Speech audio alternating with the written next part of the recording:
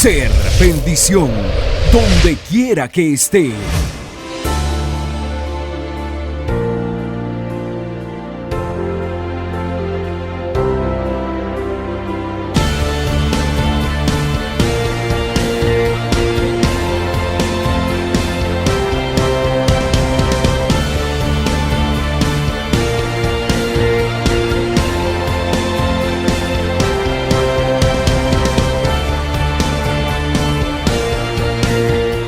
Bienvenidos a un programa más de Visión de Impacto Presenta, con el pastor Iván Vindas, con una palabra que edificará tu vida.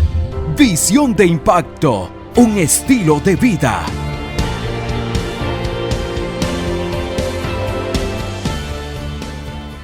Yo nací para cumplir el propósito de Dios, el cual es ser bendición donde quiera que esté. Amén. Dígale al que está a su lado: yo soy una gran bendición donde quiera que vaya. Muy bien, pueden tomar su lugar. Estoy muy contento de estar hoy con todos ustedes. Tengo una palabra impresionante que te va a bendecir muchísimo. Si el domingo pasado no pudiste venir, te invito a que adquiera la enseñanza del domingo anterior. Comencé una serie que le he titulado Los fundamentos de la visión. Y la semana pasada enseñé sobre dos fundamentos: la disciplina y la honestidad. Y les comenté que en la parábola que hay un hombre prudente que construyó su casa sobre la roca. Cuando vinieron vientos, cuando vinieron ríos, no la pudieron botar. Diga conmigo fuerte: no pudieron. Pero dice que el que construyó la casa sobre la arena, donde metió su familia, donde invirtió dinero, sus muebles, vinieron los mismos vientos, vinieron las mismas aguas y la destruyeron. Y dice así literalmente: y fue grande su ruina. Todos nosotros estamos construyendo algo.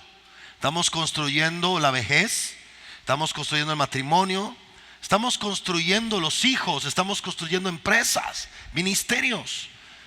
Y debemos de ser celosos, diga conmigo celosos, de los fundamentos en los cuales nosotros estamos construyendo esas cosas. Porque si no, cualquier cosa los puede destruir. Y va a ser grande la ruina, grande la llorada, grande las lágrimas, grande los problemas. Hablaba con una persona y me decía: Señor, me decía, pastor, hace 12 años era millonario y hace 10 años quedé en la ruina por una mala decisión. Una decisión de abundancia a la ruina. Entonces, yo estos principios que les comparto, que les voy a compartir de aquí a diciembre, son principios que yo vivo, que yo practico y que yo en eso construyo nuestro matrimonio. En esos principios construyo el ministerio, construyo mi paternidad, mi relación con mis padres. Y hoy te quiero compartir un principio que para mí es fundamental, y ojalá que abras tus oídos y que nada te distraiga. Y le he titulado la administración de nuestra voluntad. Y le he titulado el mensaje: administro mi voluntad. Dígale que está a su lado: esta mañana vamos a aprender, dígaselo, diga, a administrar nuestra voluntad. En Mateo capítulo 6, versículo 10, Jesús nos enseña la oración que conocemos como el Padre Nuestro. Esta hermosa oración que hemos hecho o hacemos muchas veces. Pero dentro de esta oración Él dice: venga tu reino. Esta palabra, venga tu reino, el reino de los cielos, tiene que ver con todas las promesas de Dios que se dividen en dos: promesas de salvación, que cuando muramos nos vamos para el cielo, y promesas de bendición, que mientras vivamos vamos a vivir en esta tierra bien. El reino de los cielos, cuando dice venga tu reino, lo que está diciendo Jesús: ustedes cuando oren, pidan a su Padre que está en el cielo que las promesas de salvación y de bendición vengan sobre ustedes. Pero nos da una cláusula de cómo es que esas promesas vienen a nuestra vida. Quiero que me ayuden a leer: hágase tu voluntad como en el cielo. La voluntad que tú tienes en el cielo, donde tú reinas, donde tú estás, así también hágase ¿a dónde? En la tierra. Tú y yo somos los encargados de hacer que la voluntad del cielo se cumpla en la tierra. Solo tú y yo somos los encargados. Cuando Jesús estaba en el Getsemaní orando, le dijo: Padre, mi voluntad no es morir en la cruz. Mi voluntad no es sufrir todo este padecimiento, pero no quiero que se haga mi voluntad. Yo quiero que se haga tu voluntad. ¿Qué fue lo que Jesús hizo en ese momento? Trajo la voluntad del cielo, que era que Jesús muriera por ti y por mí para salvarnos, la trajo a la tierra a través de su voluntad. Quiero que notes esto. La voluntad de Dios para ti depende de tu propia voluntad. Dios nunca hará algo en ti que no sea tu voluntad. La voluntad de Dios necesita de tu voluntad. Entonces, las promesas de Dios, las bendiciones de Dios, que son su voluntad aquí en la tierra, van a venir cuando yo alineo mi voluntad. Esta es la voluntad de Dios. Cuando yo alineo mi voluntad con la voluntad de Dios. Uno de los éxitos más grandes que puedes llegar a tener en tu vida es alinear tus deseos, tus pensamientos a los deseos y pensamientos de Dios, o sea, a la voluntad de Dios. Nuestra voluntad es la que puede impedir que la voluntad de Dios se cumpla aquí en la tierra. Que la voluntad de Dios no se cumpla en nuestros hijos. Que la voluntad de Dios no se cumpla en nuestra familia. Es tu voluntad la que puede impedir que la voluntad de Dios no venga a esta tierra. Y yo lo que decidí es administrar mi voluntad a tal nivel que yo sea uno con la voluntad de Dios. Que mi voluntad esté pegada a la voluntad de Dios. Porque Dios conoce el futuro. Y dentro de la voluntad de Dios está mi destino. Dentro de la voluntad de Dios está mi futuro. Pero yo, aunque tengo voluntad, no conozco mi futuro. Yo, aunque tengo voluntad, no conozco mi destino. Y he visto personas que por vivir en su voluntad echaron a perder su destino, echaron a perder un matrimonio, echaron a perder sus finanzas, echaron a perder sus sueños, echaron a perder grandes ministerios. Y todo el mundo, yo escucho a todo el mundo diciendo: estoy esperando la voluntad de Dios. La voluntad de Dios no se espera, la voluntad de Dios se vive, la voluntad de Dios se provoca, la voluntad de Dios se atrae. Ahora la pregunta que tú me dices, me haces es: pastor, ¿cómo yo puedo vivir dentro de la voluntad de Dios? ¿Cómo tomo mi voluntad y la alineo, la pego a la voluntad de Dios y somos uno solo? Jesús decía: yo no hago mi voluntad, yo hago la voluntad de mi Padre. Yo no digo lo que yo quiero, yo digo lo que escucho a mi Padre. El mismo Jesús, como hombre, para tener éxito en su destino, tuvo que caminar unido a la voluntad de Dios. Oh, yo hoy veo tantas personas que les va tan mal en la vida porque han vivido bajo su propia voluntad. Han vivido su economía bajo su voluntad. Y a veces nuestra voluntad nos parece buena. A veces nuestra voluntad nos parece perfecta. Y eso es lo que parece, pero los resultados nos dicen que no fue perfecta, que fue desperfecta, que no fue agradable, fue desagradable. Y cuando uno camina en la voluntad de Dios, uno siempre va a tener buenos resultados. Levanta tu mano derecha conmigo y di: hoy alineo mi voluntad a la voluntad de Dios. ¿Cómo, pastor? Primero quiero mostrarles la palabra voluntad del español al griego tiene varios significados. Escogí 4. Número 1, voluntad significa deseo, significa decisión, significa determinación o elección. En otras palabras, unir la voluntad es que tu deseo es el mismo deseo de Dios, que tú deseas lo que Dios desea, que tú decides lo que Dios decidió para tu vida. Eso es unir la voluntad. Que tú eliges lo que Dios eligió para tu vida, que tú determinas lo que ya Dios determinó para tu vida. Es dejar que sea Dios el que dirija el control total de mi vida. Eso es la voluntad. Como Romanos capítulo 12 versículo 2. Les quiero leer en una nueva traducción viviente. No imiten, así es como vivimos bajo la voluntad de Dios, no imitando las conductas ni las costumbres de este mundo. Todos nosotros venimos de contextos de vida donde de repente tenemos costumbres o conductas que no son conforme a la voluntad de Dios. De repente tenías la conducta de fumar, de tomar. De repente tenías la costumbre de decir malas palabras. De repente tenías la costumbre de andar con una o varias mujeres siendo casado. De repente tenías la conducta de gritar. De repente tenías la costumbre tú de no ahorrar. Una serie de cosas que de repente aprendimos en la calle, aprendimos en la vida. Cuando nos dimos cuenta teníamos esa costumbre. La costumbre de vestir, de hablar, de pensar, de ser de una manera. Pero cuando nosotros queremos vivir bajo la voluntad de Dios, lo primero que tenemos que hacer es reconocer qué costumbres o qué conductas de nuestra vida no están alineadas a la voluntad de Dios. Yo era una persona que tenía muchos problemas en mi área de carácter. No tenía un carácter fuerte, más bien tenía un carácter débil con un temperamento fuerte. Y entonces eso me hacía reaccionar de ciertas maneras que no era correcto.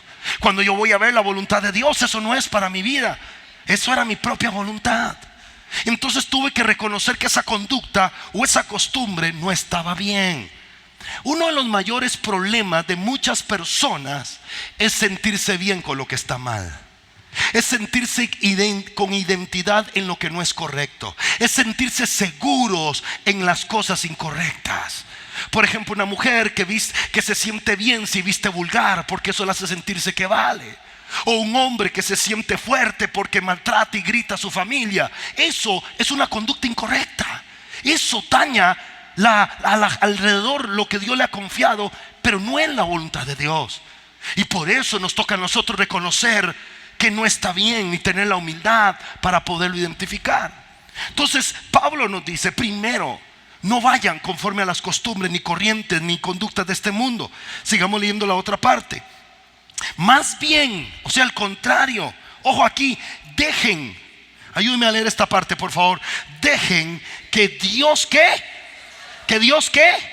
¿En qué nos puede transformar Dios? En personas, ¿qué? En personas, ¿qué? ¿Cómo Dios nos cambia o nos hace personas nuevas? ¿Cómo?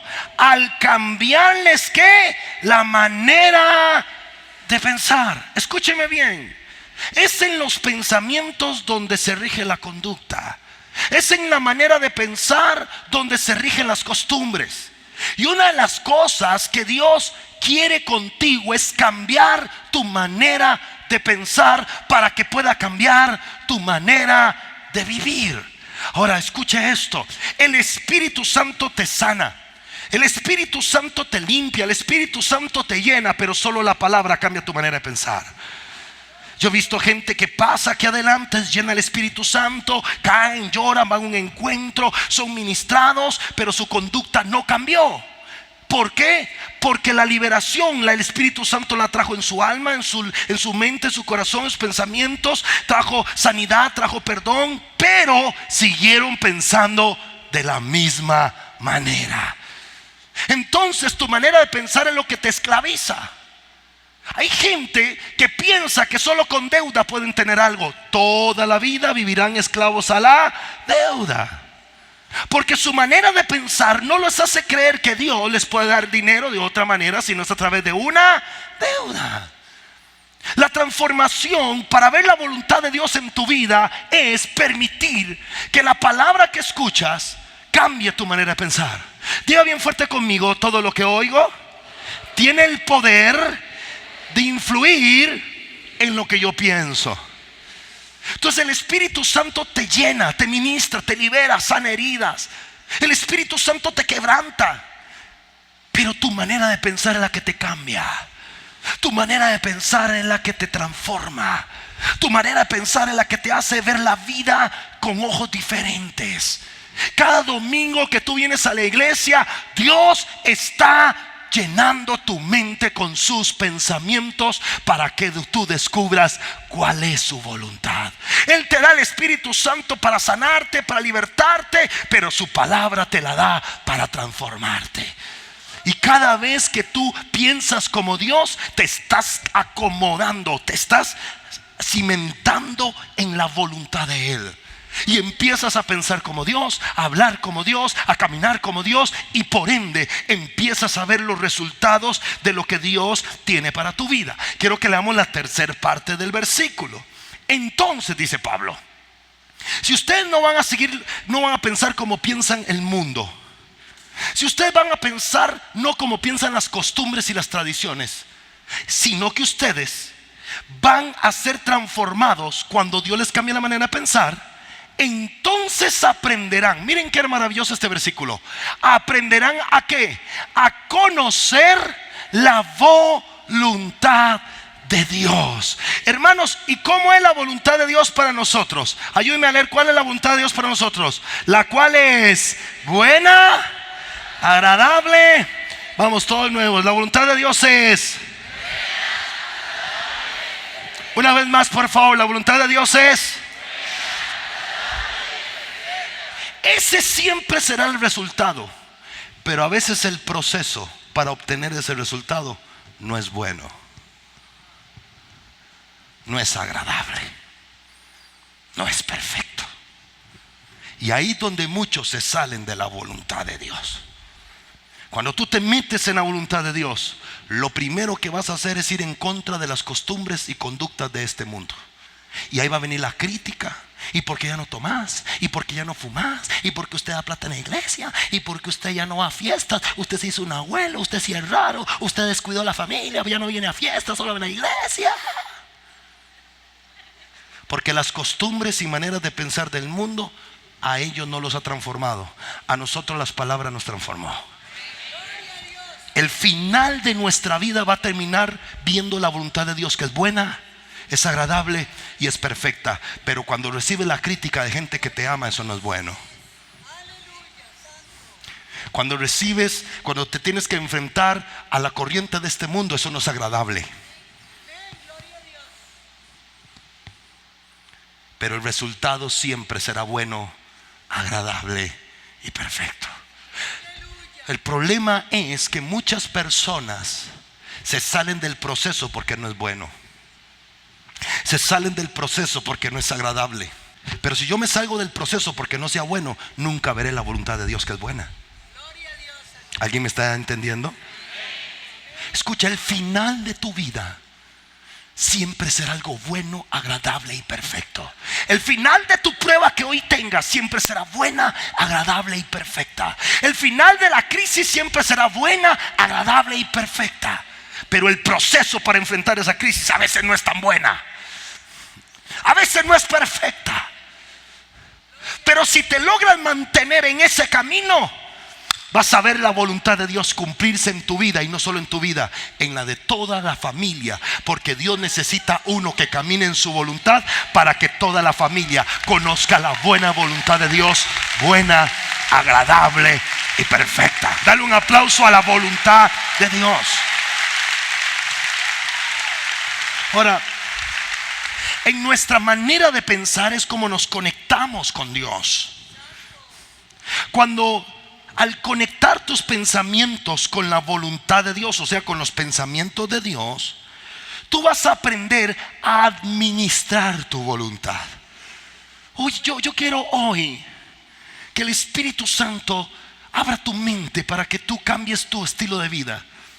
Porque cuando uno conecta la mente de uno humana, limitada, llena de recuerdos, llena de dolor, llena de angustias a veces, con la voluntad, con la mente de Dios perfecta, que es una ilimitada, que es pura, que es santa, y uno logra llegar a ese nivel de conexión, en ese momento uno va a poder administrar su voluntad. Y cuando tú administras tu propia voluntad, porque estás sujeto a la voluntad de Dios, es cuando tú vas a vivir, como decía ahora la pastora, pleno. Vas a vivir feliz. Y le voy a poner este ejemplo. La voluntad de Dios dice que si alguien te ofende, ¿tú qué tienes que hacer? A ver, ayúdenme. Perdonar. Si alguien te ofende, la voluntad de Dios es que tú lo. Pero tu voluntad, ¿cuál es muchas veces? Que tú te vengues. Ese desgraciado hijo de su madre me la vas a pagar. Cuando lo vean acá, lo romper el hocico, es que va a haber. ¿Sí? Entonces en ese momento mi voluntad es venganza. La voluntad de Dios es, a ver, grita, la voluntad de Dios es, y tengo que tomar una decisión. Ahora, si yo no perdono y me vengo por caminar en mi voluntad, el diablo usó a mis enemigos para yo hacerme enemigo de la voluntad de Dios.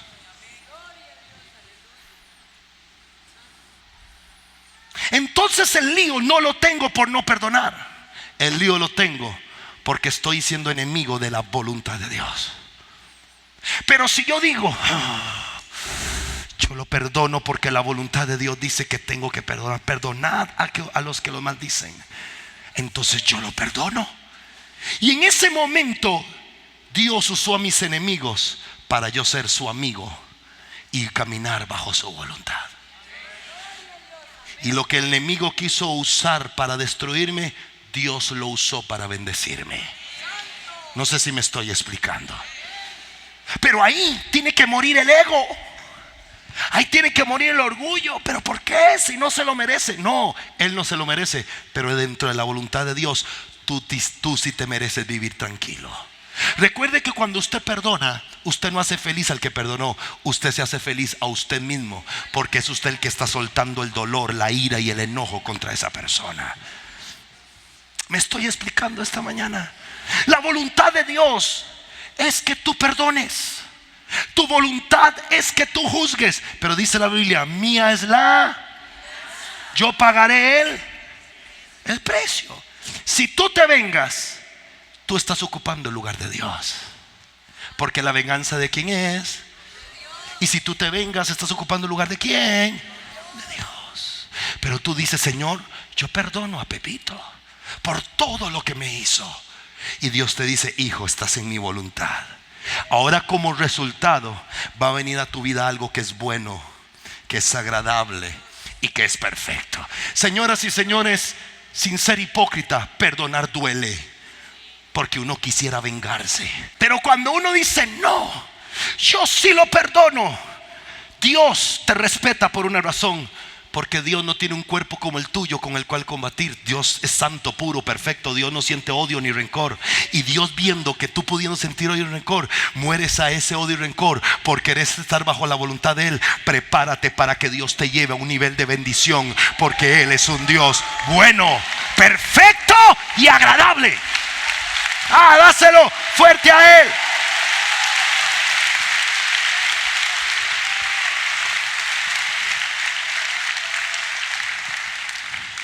Ojo, aquí lo que va a enseñar, que es buenísimo.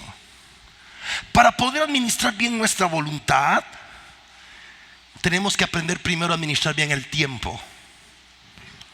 Porque es a través del tiempo que puedo yo hacer la voluntad de Dios en esta tierra. Algunos de nosotros, el ser humano según tiene el promedio de 70, 80 años de vida. Ese es el tiempo que tenemos para hacer la voluntad de Dios. El problema es que mucha gente no puede hacer la voluntad de Dios porque primero no está haciendo del tiempo un buen administrador del tiempo. Mira lo que dice Efesios capítulo 5 verso 15 y 16. Miren pues con diligencia cómo vivan, cómo anden, cómo se comporten. No como necios, sino como ¿qué? Sabios. ¿Quién es un sabio? Verso 16. Quiero que vean quién es un sabio. Sabio es aquel que aprovechando, no los escucho, aprovechando. ¿Por qué? ¿Por qué hay que aprovechar bien el tiempo?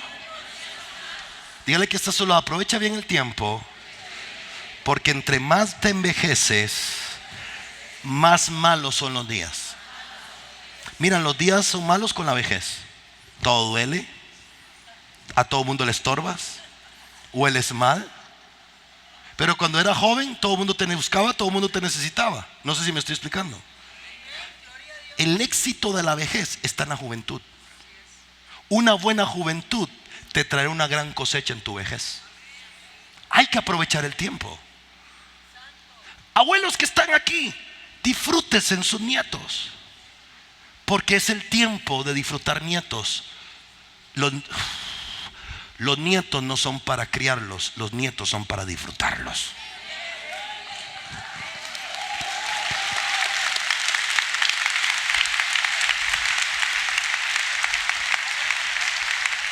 Vean conmigo, un abuelo no fue diseñado para criar.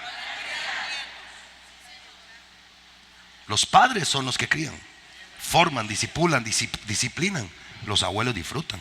Y cuando molestan mucho se los devuelve a los tratos. No sé si me estoy explicando. Los abuelos son para que disfruten su vejez con la mujer. Y si ya están solos porque la muerte los separó, es para que disfruten de esa vejez. Aprovechar bien él es de sabios. Los que están jóvenes están en el tiempo de estudiar. ¿Qué está haciendo un muchacho metido en la casa con 15 años? Debe estar estudiando. Debe estar en su etapa de poner los cimientos de lo que va a ser su futuro. Porque ir a pedir trabajo sin un título es difícil. Señor, ayúdame, Señor. Y el Señor te dijo: y yo te ayudé dándote la edad para estudiar y no quisiste.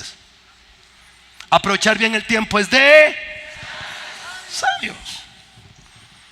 Hay 6 cosas, o 6, ¿cómo le pongo? 6 áreas de tu vida donde tienes que ser sabio con el tiempo para poder ver la voluntad de Dios en tu vida. Abran sus oídos. La primera de ellas es tu tiempo con Dios. Hoy es el día del Señor.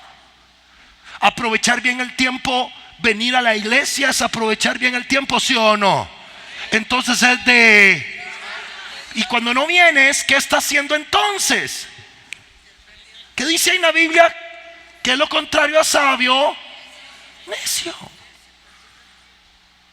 Hay personas que se levantan el domingo: ay, qué pereza ir a la iglesia, ay, mejor no. Aprovechar bien el tiempo es, dice la Biblia en Eclesiastés, todo tiene su tiempo, y todo lo que se quiere debajo del cielo tiene su hora. Tiempo para reír y tiempo para llorar. El problema es que en el tiempo de llorar esté riendo, o en el tiempo de reír esté llorando. Todo tiene su tiempo. Domingo, el día de la iglesia. Lunes, de ir a trabajar, de disfrutar. Todo lo... ¿Cuántos de ustedes se levantaron hoy porque se les pegó la regalada gana, porque quisieron? ¿O se levantaron hoy porque Dios tuvo misericordia? Le dio oxígeno a los pulmones, ese oxígeno llegó al cerebro, le dio fuerza a tus pies, hizo que tus músculos reaccionaran a lo que tú les pediste. Fue Dios. Ahora, ¿para qué Dios te da el día? Es un día para que tú hoy estés con el Señor. Ahora bien, el tiempo con Dios es convertirse en un íntimo de Dios. Levanta tu mano derecha y di: yo quiero ser un íntimo de Dios. Escucha, mira acá, esto se pone buenísimo. Aquí voy a abrirme el saco para que se ponga mejor. A los íntimos Dios les revela cosas grandes y ocultas que a otros nunca le van a ser reveladas. Jeremías 33:3 dice: clama a mí, yo te responderé y te enseñaré cosas grandes y ocultas que tú no conoces. A veces le preguntamos a otros lo que no conocemos porque no somos íntimos de Dios que nos puede enseñar lo que Él conoce. Ejemplo, ¿tú sabías que Juan, el discípulo de Jesús, era un íntimo de Él? ¿Tú sabías que en el protocolo donde se sentaban en la mesa los discípulos, Juan siempre se sentaba a la par de Él? ¿Tú sabías que Juan se recostaba al pecho de Jesús porque Juan era un íntimo de Jesús? Y a los íntimos Dios le revela cosas grandes y ocultas. Ayúdeme en grandes y que no conocen. A Dios no le interesa enseñarte algo que no necesites saber. Si eres empresario, Dios te va a enseñar algo grande y oculto en las empresas. Si eres mamá, Dios te va a enseñar algo grande y oculto que tus hijos necesitan que tú sepas. Si eres estudiante, Dios te va a enseñar algo grande. No sé si me estoy explicando. Dios te va a enseñar cosas grandes y ocultas en lo que tú necesitas saber.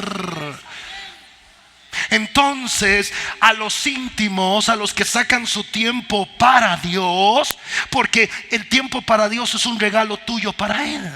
Dios te da el día, pero del día tú sacas tiempo de ti para Dios. Escucha esto: todo el tiempo que tú le des a Dios es un regalo tuyo para Él. Porque de lo que Él te dio, se lo das al trabajo, se lo das a esto, se lo das a la película, se lo das a los hijos. Pero dentro de todo ese tiempo dice: Señor, esto es tuyo porque soy tu íntimo. Y a los íntimos Dios les revela cosas.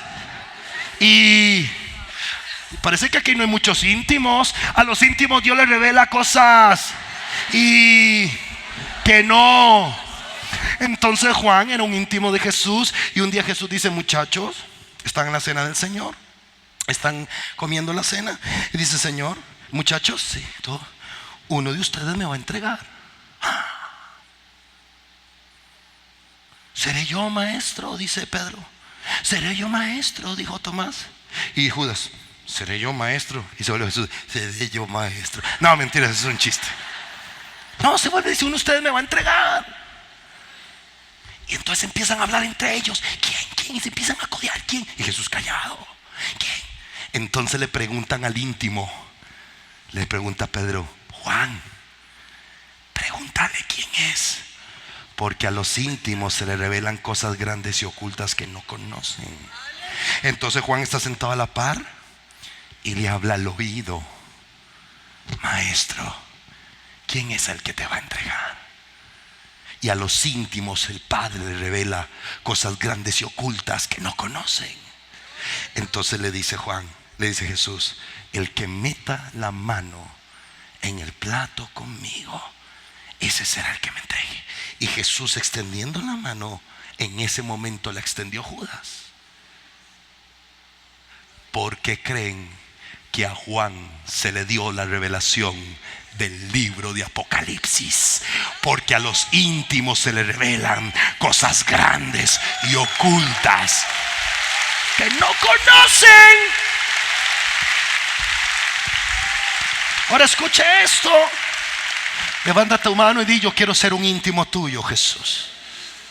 Mire, si usted es un íntimo, Dios le va a revelar cosas que a otros en su familia no le fueron reveladas. Padres de familia, muchas veces Dios te va a revelar cosas que tus hijos andan haciendo y que nadie sabe, pero Él te las va a revelar a ti. Y te va a decir: mamá, ¿y usted cómo sabe? Soy una íntima del Padre.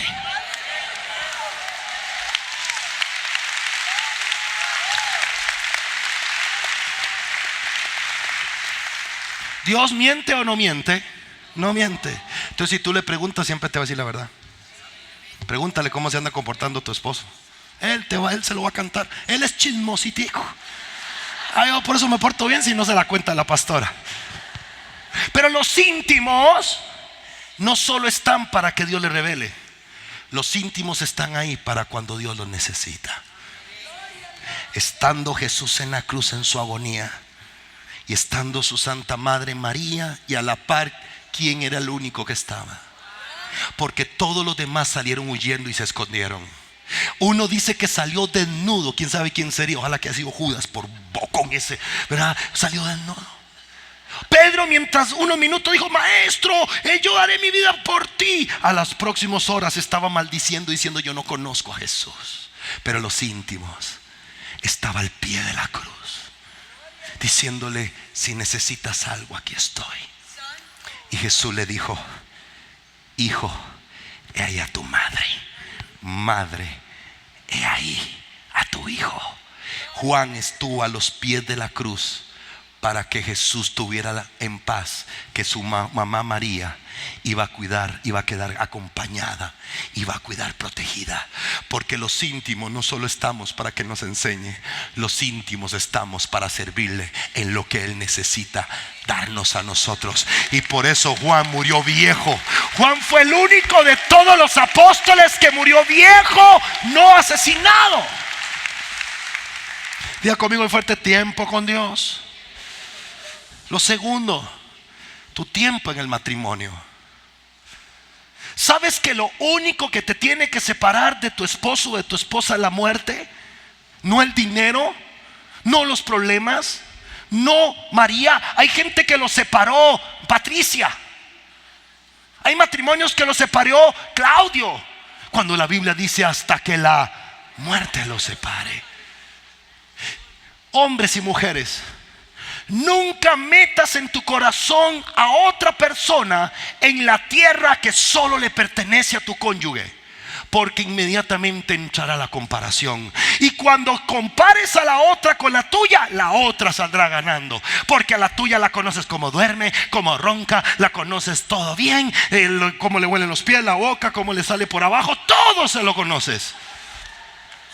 Pero a la otra le conoce la sonrisa.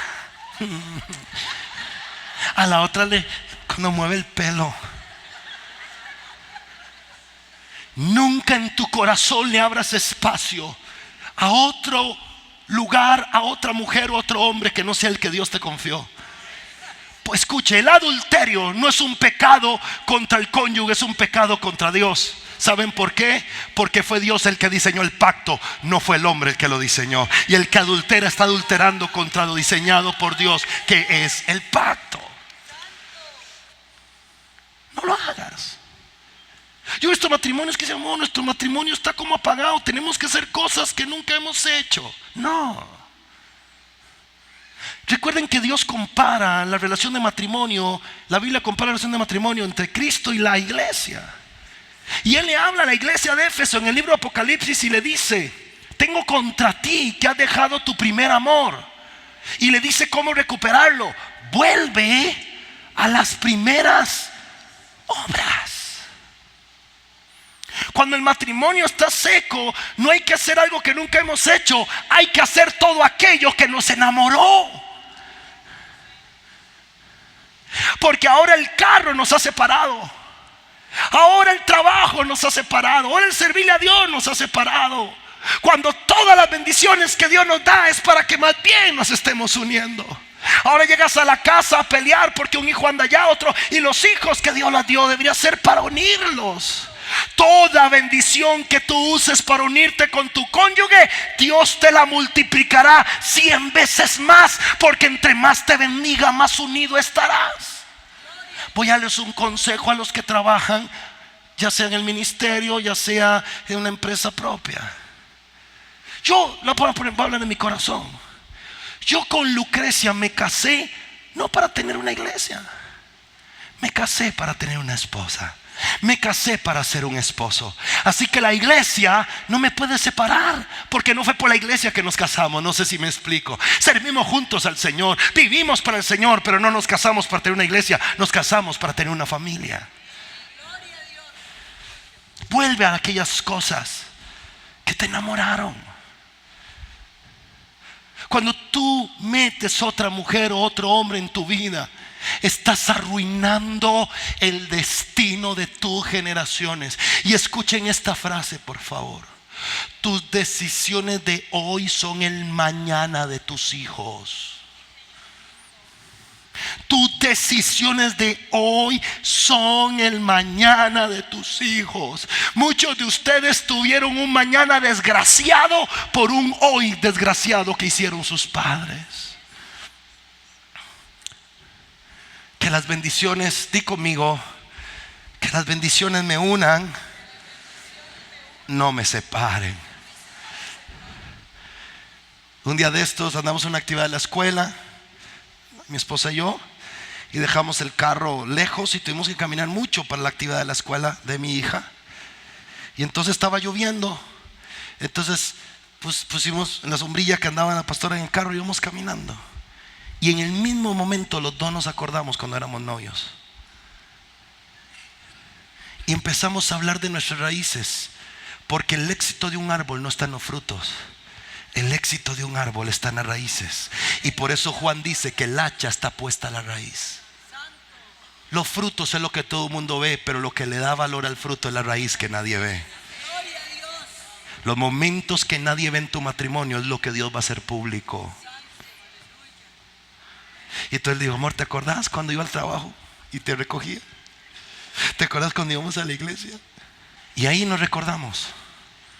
Te daré un secreto para tu matrimonio: que sea la muerte que los separe, echándole abono a las raíces que los enamoraron, para que un día tus nietos digan: quiero ser como abuelo y como abuela, quiero ser como papá y mamá cuando sea viejo. Reciban esta palabra. Tu vejez no será de vergüenza, tu vejez será orgullo para tus generaciones. Reciban eso en su corazón, en el nombre de Jesús.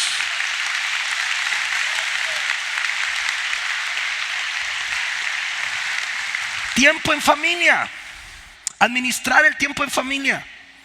Señora, padres que están aquí, disfruten a sus hijos mientras sean pequeños. Huélalos. Vayan al kinder. No cambien el trabajo por tiempos que luego no volverán. Yo trabajé un tiempo mucho. Y hay etapas de mi vida que yo no me acuerdo de mis hijas. Que yo no me acuerdo en qué momento crecieron. Y dije, Señor, ¿en qué momento?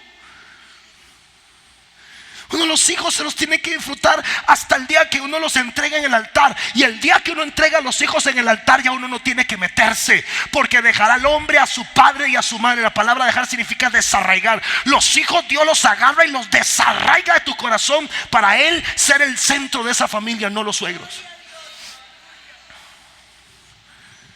Pero cuando los suegros se meten es cuando el diablo puede destruir un hogar. A veces la gente no se divorcia por el problema, se divorcia por el consejo. Nunca des un consejo en tus emociones, da un consejo en los principios de Dios, aunque sea contrario a tus emociones. A veces uno dice, agarra y déjalo, no te merece. Pero la Biblia dice que Dios los unió. ¿Quién soy yo para que se separen? No sé si me estoy explicando. Disfrútenlo. Hijos que están aquí, disfrútense a sus papás. No digas, hasta ese viejo atrás molestando todo el tiempo, esa jodera, solo plata pide. No. Porque un día los recordarás aquí, porque aquí no los ves. Pero mientras los veas aquí, disfrútalos aquí y disfrútalos aquí. Un día de estos, y voy a contar, ahora voy a contar en la mañana, porque mi mamá ahorita no está, pero está mi padrastro, se le lleva el chisme. Luego yo en la mañana digo, mami, me invita a desayunar. A mí, yo voy a la casa de mi mamá por gratitud, porque la tengo viva. Voy, comparto. Me aburro un poquillo porque ya está mayor, pero comparto. Hay cosas que uno hace por gratitud y otras por pasión, pero las dos son por amor. No sé si me explico. Y entonces digo, mami, alistamos un desayuno. Y llegué temprano.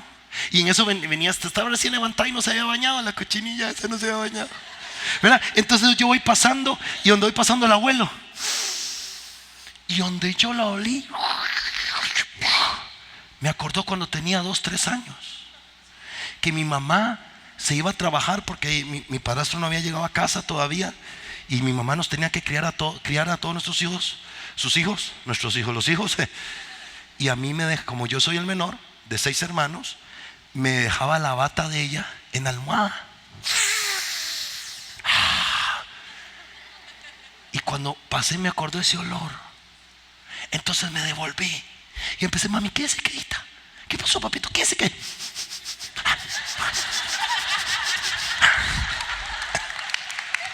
Y me la olí toda. Y me recordé y la abracé y le dije, mami, ¿te acuerdas? Y empezó a lagrimear. Qué hermoso momento, porque un día no la podré oler, solo recordar. Pero mientras vivió. Ahora yo sé que aquí hay padres enojados con hijos, hijos con padres. Busquen arreglarse. Esa es la voluntad de Dios. Y no hay cosa más linda que una restauración, que un perdón. Es que no se lo merece, porque ese me hizo, ese ingrato me robó. Sí, no se lo merece, pero la voluntad de Dios es buena, agradable y perfecta. Y todo lo que el hombre siembre, eso cosecha. Yo pastoreo una iglesia de familias, de matrimonios, de padres, hijos, de nietos y generaciones benditas en esta hermosa tierra. Porque si administramos el tiempo con nuestra familia, el diablo no tiene lugar. Porque lo que le iban a preguntar al amigo que le iba a dar un mal consejo, ahí está papá y mamá para que se lo pregunten y darles un buen consejo. Son temas delicados. pero útiles y necesarios. Número, no sé cuál, trabajo. 4. Qué pereza mañana lunes ir a trabajar. No. Tú sabes que el trabajo es lo que Dios te dio para producir y prosperar. El trabajo debe ser un deleite y un gozo, porque a través de ese trabajo tú estás poniendo pancito en la mesa. Si tú entras a las 8, 10 para las 8, estás ahí contento y alegre, porque gracias a ese trabajo Dios te está dando la bendición de poder pagar, de poder cancelar, de poder invertir. Tú tienes que ir al trabajo con la mejor actitud, con la mejor alegría, porque ese trabajo no te lo dio Coca-Cola, no te lo dio el Banco Nacional. Ese trabajo te lo dio tu papá, es un regalo que Él te ha dado para que tú trabajas y produzcas. Y si el jefe te pide, te puedes quedar 1 hora, tú le dices al jefe, yo me quedo 1 hora, pero doy la milla extra por Dios, una por ti, la otra por Dios, porque estoy agradecido de lo que Dios me ha dado. Ir con la mejor actitud a trabajar. Los que son dueños, no se quejen de ser los dueños del rótulo. Los problemas que hoy tienes es porque tienes una empresa, porque tienes algo que Dios te ha confiado. Y así como Dios te confió la empresa, así vas a salir adelante todos los problemas que la empresa te esté dando. Vive feliz, vive agradecido, vive contento, porque si Dios te ha dado algo hoy, es que tú sí puedes, tú sí puedes. Solo deleítate en Jehová y Él concederá las peticiones de tu corazón. Disfruta el trabajo que hoy tienes. Eso es ser un buen administrador de la voluntad. Levanta tus manos y di conmigo: gracias, Señor, por el trabajo que me has dado. Y el que estaba sin trabajo ya tuvo trabajo, así que Salado ya va a tener trabajo. No hagan las de Don Ramón, que llegó triste. Llegó Don Ramón así. ¿Han visto la del chavo? Llegó Don Ramón así. Eso es la cara, dice el señor Barriga, de un desgraciado que salió a buscar trabajo y no lo encontró. Y dice Don Ramón: no, al contrario, es que sí lo encontré. Gracias, Señor, por el trabajo. Número 6, 5, 4, no sé cuál. Deleítate y saca tu tiempo para servirle al Señor. Hay iglesias que son cementerios de dones. Quien llega ahí, su don es enterrado, porque ahí nadie puede servir, solo el pastor. Pero en Visión de Impacto creemos que el Espíritu Santo ha dado llamados y dones a las personas. Y todo aquel que quiera servirle a Dios, aquí no hay techo. Aquí Dios le puede despertar el espíritu de conquista que usted lleva por dentro, para que usted le sirva a Dios todos los días de su vida. El sueño de Dios es que Costa Rica entero venga a los pies de Jesús. Pero no es lo mismo 20 trabajando en la obra que 120 trabajando en la obra. No es lo mismo 4 que estén predicando a 200 que estén predicando.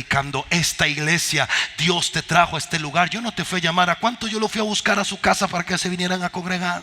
¿A cuánto lo fui a buscar a su iglesia para que se vinieran aquí? ¿A cuánto fui a convencer? Hermano, ¿puede venir aquí? No, Dios aquí a ti te trajo. Algunos de las orejas, otros ya no tienen ni pelo porque se lo jaló. Dios los trajo de alguna manera. Pero ¿sabes por qué Dios te trajo? Porque tiene un llamado, un ministerio grande para tu vida. Y en este lugar tú lo puedes ver cumplirse. Tu tiempo de activarse en Dios ha llegado. Tus dones se activan en el nombre, no sé si a quién le predico, pero en el nombre de Jesús Dios te va a usar.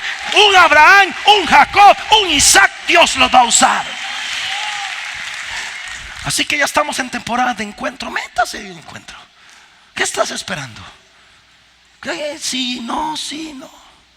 Vaya. Métase en New Life. ¿Sabe que New Life fue diseñado para enseñarte a vivir? Es que yo ya fui a otra iglesia. No me digas eso. Es como que vayas a comer a un restaurante y digas: es que la comida ya es más rica. ¿Qué pasó? No ofendas. Si Dios aquí te trajo, aquí tiene planes. Métete de cabeza. Deja que el río te lleve donde Dios quiera.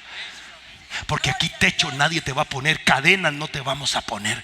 Te vamos a enseñar a que Dios te puede potencializar.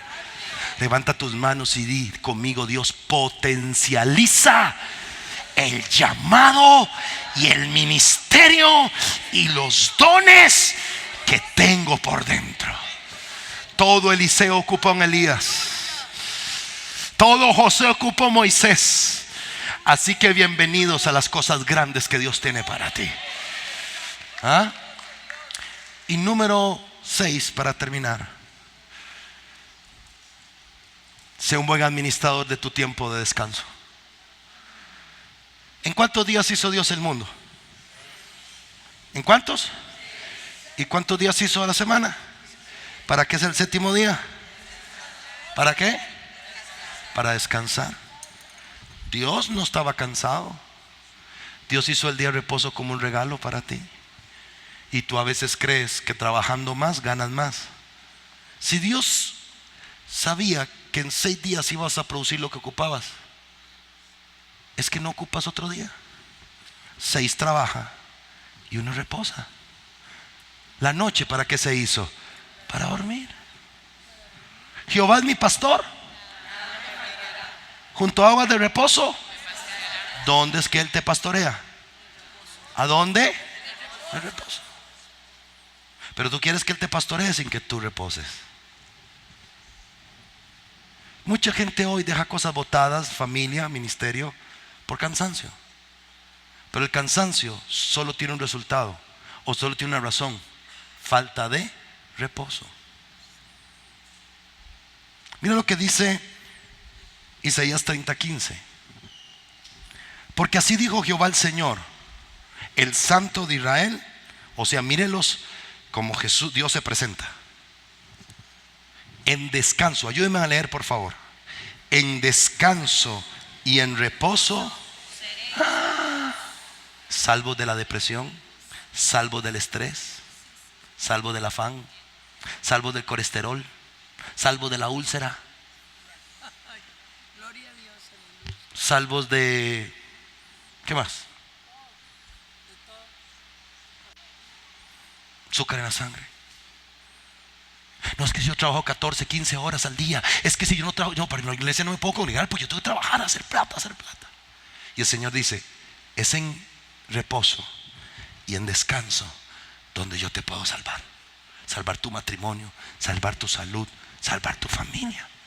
Y luego sigue diciendo: en quietud y en confianza será nuestra fortaleza.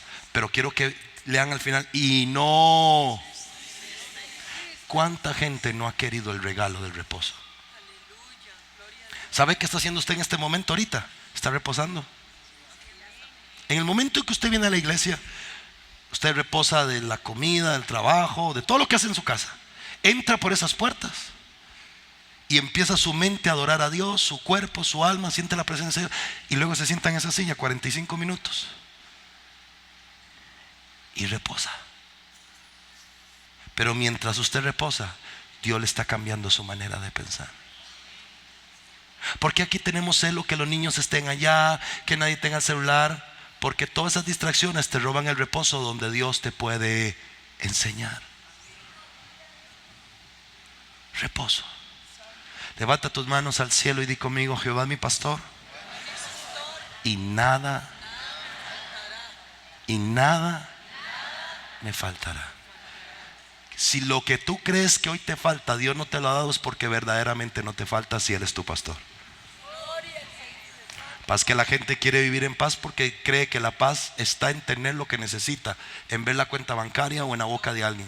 Tu paz no la tiene nadie, tu paz la tiene Dios. Y lo que Él te dio hasta hoy, eso es lo que realmente hoy necesitas, ni más ni menos. Mañana será otro día, no te preocupes, cada día tiene su afán.